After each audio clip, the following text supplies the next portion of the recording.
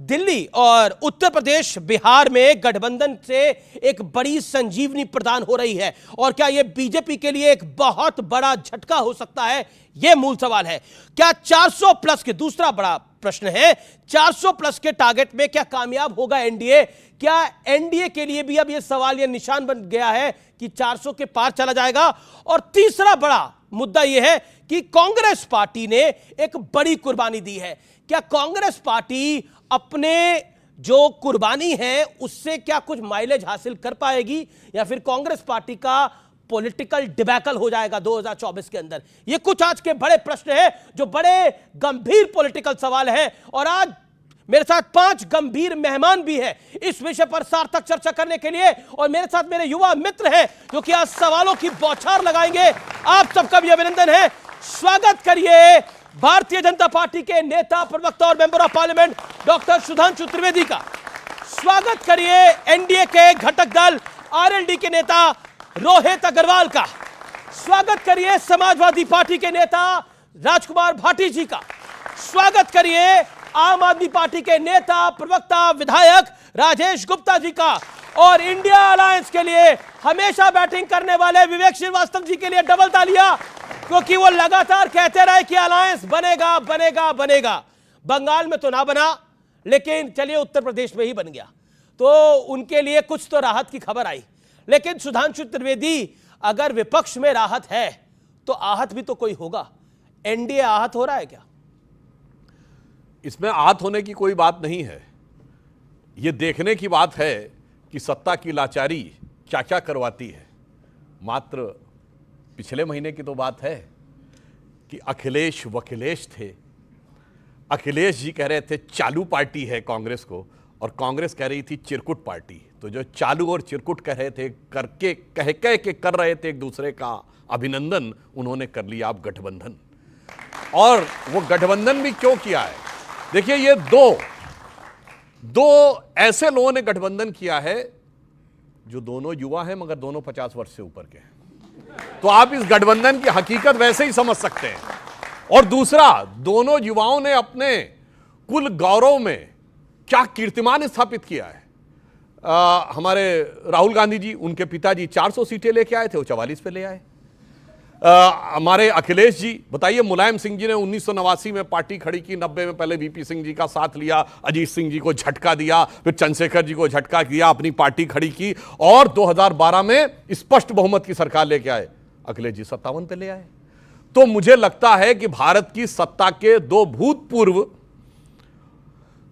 50 वर्षीय युवाओं के राजनीति में भूतपूर्व हो जाने के भय से उत्पन्न होने के कारण यह किया गया गठबंधन है। और इस गठबंधन में कितनी गठ हैं, यानी गांठें हैं, और कितना बंधन है, ये आने वाले समय में बहुत स्पष्ट रूप से एक सवाल अभी आप ही के जवाब से निकला, ये राहुल गांधी को आप हमारे क्यों कहते हैं? हमारे राहुल गांधी आपके कैसे राहुल गांधी? वो तो कांग्रेस के हैं। देखिए, ऐसा है कि कोई भी व्यक्ति जो राजनीति में, अभी आपने कहा ना, हमने कहा कि हर व्यक्ति बड़ा ही चकित होकर देख रहा है जी। तो अगर चकित होकर देखना है तो जिस व्यक्ति को देखने का आभास होगा तो उसे राहुल गांधी नजर आएंगे। इसलिए हमारे, क्योंकि वो जब से चले हैं, कहां से, गुवाहाटी से, तो चौपाटी में देवड़ा जी अलग हो गए थे। वो बंगाल पहुंचे थे तो ममता जी अलग हो गई थी। वो झारखंड पहुंचे थे तो मुख्यमंत्री बदल गया था।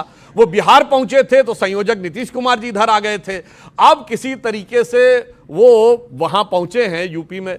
चलो, लेकिन अब कमान दीदी के हाथ में आ गई है। अब प्रियंका गांधी वाड्रा पॉलिटिकल डील कर रही है, राहुल नहीं कर रहे हैं। एक इस पे भी बात मैं इस पर आपकी राय लूंगा, लेकिन राजकुमार भाटी के पास आता हूं।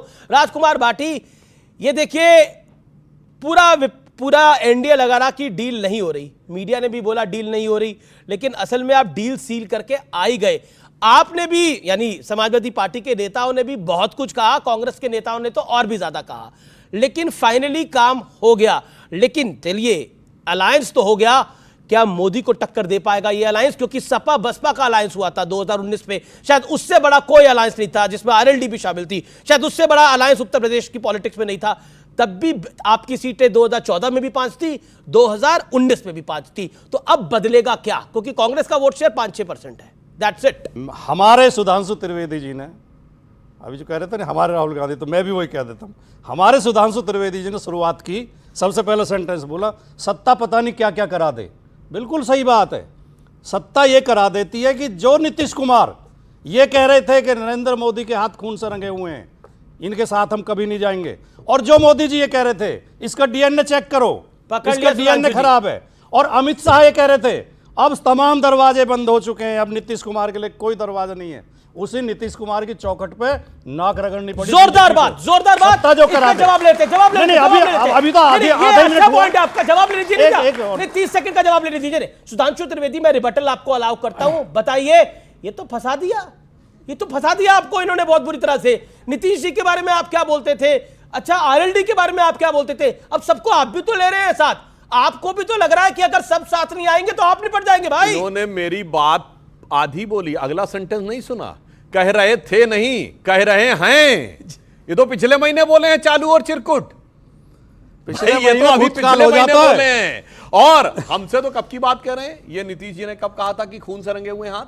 मैं चुनौती से कहता हूं, दिखाइए कहां है। 2014 में बिल्कुल नहीं कहा था दावे के उन्होंने। साथ कहता हूं, 2014 में, 2014 वो तो में। 2002 में मंत्री रहे थे, सरकार में हमारी रहे थे। क्या बात कर रहे हैं वो तो आप? पलटू चाचा तो इसलिए- पलटते रहते हैं। आहा। वो तो आपका अब दुख सुनिए। भी खत्म नहीं हो रहा। अरे सुनिए साहब, अब अगली बात कह दूं। अगर एक पार्टी 10 है सेकंड। कोई उत्तर जी, प्रदेश में जी। जो ये पलटने की बात कहते हैं, कोई एक पार्टी जिसने हर पार्टी से गठबंधन किया है, वो है समाजवादी पार्टी। 89 में मुलायम सिंह मुख्यमंत्री बने बीजेपी के सपोर्ट से। उसके बाद जब गोली चली, हमने उनसे सपोर्ट विड्रॉ किया, चंद्रशेखर जी के साथ चले गए। फिर 93 में आए बसपा के सपोर्ट से, फिर उसके बाद आए 2003 में कांग्रेस के सपोर्ट से। भाई साहब, ऐसा कोई बचा नहीं जिसको इन्होंने ठगा नहीं। ठीक है, एक जवाब, पॉलिटिकल जवाब, पार्टी जवाब, बताइए जवाब। जिसके अब साथ इन्होंने आपने पकड़ लिया, अब गठबंधन इन्होंने पकड़ लिया। देखिए, कुल मिलाकर राज बड़े सारे हैं और ये युवा पीढ़ी को सब पता लग जाता है आजकल। बताइए। नहीं, मत सुधांशु जी क्यों कुरेद रहे हैं इतिहास को? क्या सुधांशु जी को ये पता नहीं है कि इनकी सरकार भी बीएसपी के समर्थन से ही बनी थी, बहन जी के समर्थन से ही बनी थी? बसपा की सरकार क्या- हमारे समर्थन क्या से बनी थी, उत्तर हमारी सरकार प्रदेश बीजेपी में- के समर्थन से नहीं बनी। क्या सही उत्तर प्रदेश में अभी भी भारतीय जनता पार्टी का 3 पार्टियों से गठबंधन नहीं है?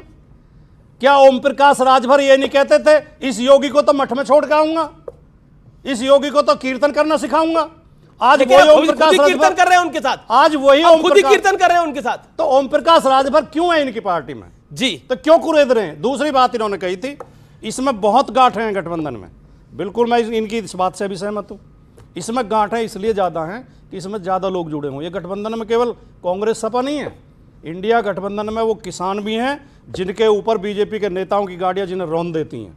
वो किसान भी हैं जो 700 लोग शहीद हो जाते हैं, जिन्हें राजधानी में नहीं घुसने दिया जाता, जिनके लिए कीलें ठोकी जाती हैं सड़क पर, जिनके लिए पानी की बौछारें और गोलियां चलाई जाती हैं। इस गठबंधन में वो मजदूर भी हैं जिनके लगातार हक मारे जा रहे हैं। इस गठबंधन में ओबीसी वर्ग के 6800